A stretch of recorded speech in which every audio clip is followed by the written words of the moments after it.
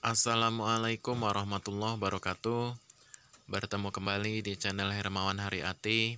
Apa kabar kawan-kawanku semuanya? Dimanapun berada, mudah-mudahan dalam keadaan sehat walafiat, tanpa kurang suatu apapun. Pada kesempatan kali ini, saya akan melanjutkan video part kedua untuk kompetensi teknis pendidikan kewarganegaraan. Silahkan disimak baik-baik dari nomor 11 sampai nomor 20. Jangan di-skip ya, karena setiap nomor adalah ilmu pengetahuan.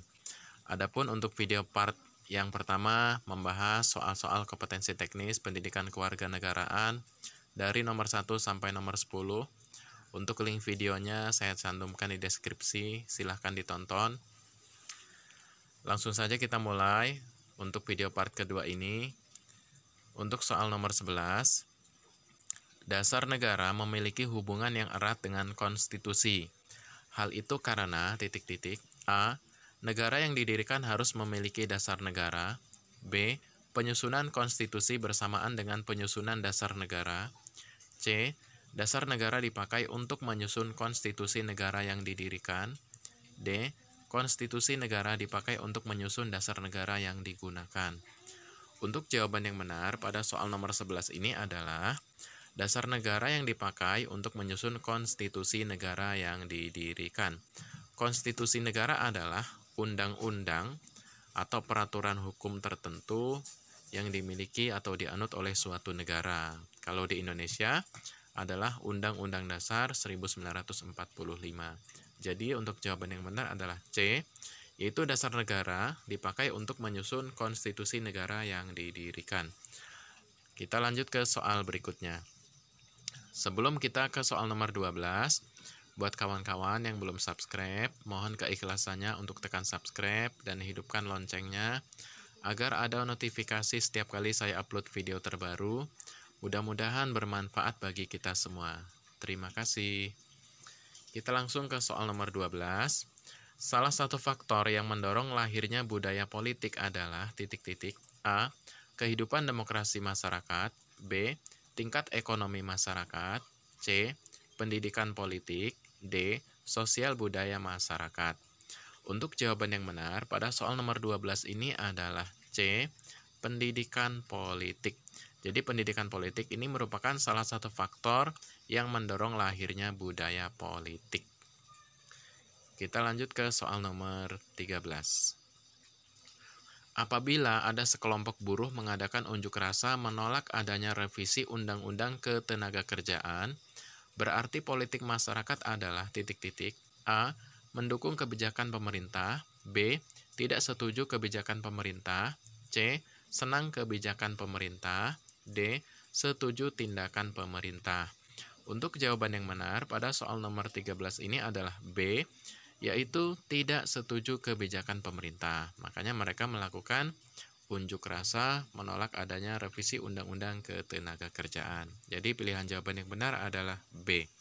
Kita lanjut ke soal nomor 14. Di Indonesia yang memiliki wewenang mengajukan calon presiden dan wakil presiden adalah A. Partai politik. B. Wakil rakyat. C. Kelompok penekan. D. Parlemen. Untuk jawaban yang benar pada soal nomor 14 ini adalah A, yaitu partai politik. Jadi partai politik mengajukan calon presiden dan wakil presiden untuk dipilih pada pemilu. Kita lanjut ke soal nomor 15. Tugas utama seorang guru adalah mengajar siswa di sekolah, bukan memberi les tambahan di rumah.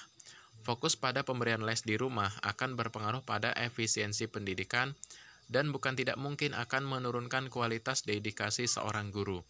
Pemberian les tambahan sebaiknya dilakukan hanya untuk meningkatkan kualitas siswa yang kurang, dan bukan sebagai sarana menambah penghasilan.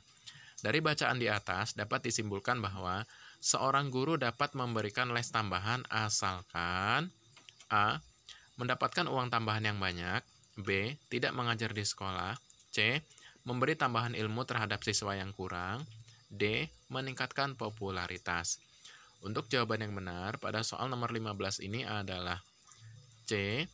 Memberikan tambahan ilmu terhadap siswa yang kurang. Itu adalah tujuan dari les. Jadi boleh mengadakan les Asal tujuannya adalah untuk memberikan tambahan ilmu terhadap siswa yang kurang belajarnya. Kita lanjut ke soal nomor 16. Ideologi Pancasila berdasar pada hakikat sifat kodrat manusia sebagai makhluk individu dan makhluk sosial. Oleh karena itu, ideologi Pancasila mengakui kebebasan hak-hak masyarakat. Kebebasan manusia dalam rangka demokrasi tidak melampaui hakikat nilai-nilai A. Kerakyatan, B. Ketuhanan, C. Kemanusiaan, D. Persatuan. Untuk jawaban yang benar pada soal nomor 16 ini adalah B. Ketuhanan. Jadi, kebebasan manusia dalam rangka demokrasi tidak melampaui hakikat nilai-nilai ketuhanan. Dalam hal ini menyangkut pasal sila pertama, ketuhanan yang Maha Esa. Jadi, selagi itu tidak melanggar norma-norma agama, maka diperbolehkan atau bebas untuk ikut berdemokrasi. Kita lanjut soal nomor 17.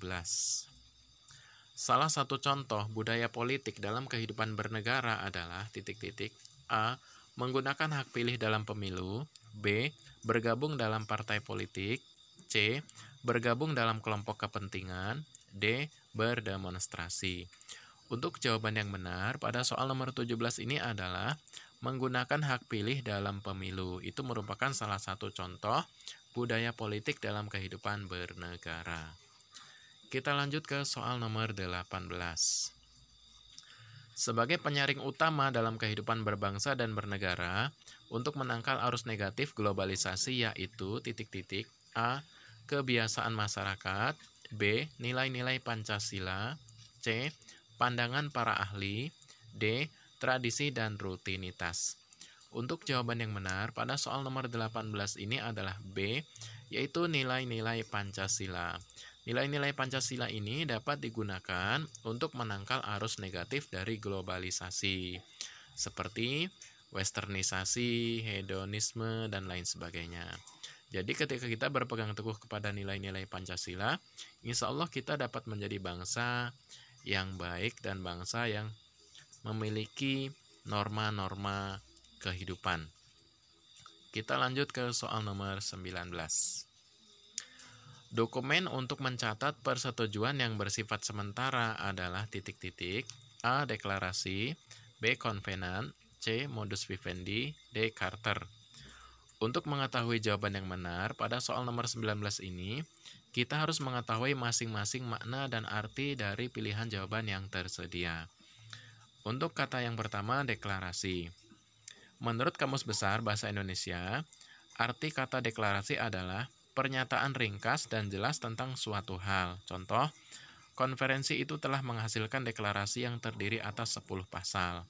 Arti lain dari deklarasi adalah keterangan lengkap tentang uang, biaya perjalanan, barang yang masuk, dan sebagainya. Jadi untuk pilihan jawaban A kurang tepat. Kita ke pilihan jawaban B. Konvenan. Dalam esensi sejarah dan esensi yang lebih umum, konvenan adalah sebuah janji tunggal yang memajukan atau memulihkan sebuah tingkatan khusus. Di bawah hukum umum Inggris, sebuah konvenan berbeda dari kontrak biasa dalam hal keberadaan segel. Jadi untuk pilihan jawaban konvenan kurang tepat. Kita lanjut ke pilihan jawaban C, modus vivendi. Modus vivendi adalah persetujuan sementara antara kedua belah pihak yang bersengketa. Persetujuan ini dilakukan sampai adanya persetujuan baru yang pasti dan permanen. Modus vivendi biasanya dibuat dengan cara yang informal dan tidak membutuhkan ratifikasi. Jadi untuk pilihan jawaban C, modus vivendi adalah benar, yaitu sebuah dokumen untuk mencatat persetujuan yang bersifat sementara. Adapun yang dimaksud Charter adalah pemberian wewenang atau hak yang menyatakan bahwa pemberian hibah secara resmi melalui hak prerogatif penerima untuk menggunakan hak yang ditentukan. Jadi untuk pilihan jawaban yang benar pada soal nomor 19 ini adalah C, modus vivendi. Kita lanjut ke soal nomor 20. Prinsip-prinsip dasar kehidupan demokrasi adalah penting untuk mewujudkan kehidupan bernegara yang konstitusional. Berikut ini yang merupakan prinsip-prinsip dasar kehidupan demokrasi yaitu A. Pemerintahan berdasarkan kekuasaan absolut, B. Peranan media massa yang terbatas. C. Sistem peradilan yang bersipihak pada kekuasaan. D. Adanya penyelenggaraan pemilu yang demokratis. Untuk jawaban yang benar pada soal nomor 20 ini adalah D, yaitu adanya penyelenggaraan pemilu yang demokratis. Jadi, merupakan prinsip-prinsip dasar kehidupan demokrasi. Jadi, untuk pilihan jawaban nomor 20 adalah D.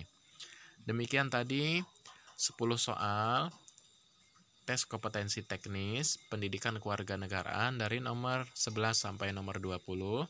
Silahkan disimak kembali, ditonton ulang agar paham. Mudah-mudahan dapat menjadi modal dalam menghadapi tes P3K dan tes CPNS. Kurang lebihnya saya mohon maaf. Saya akhiri. Wassalamualaikum warahmatullahi wabarakatuh. Selamat belajar, semoga sukses.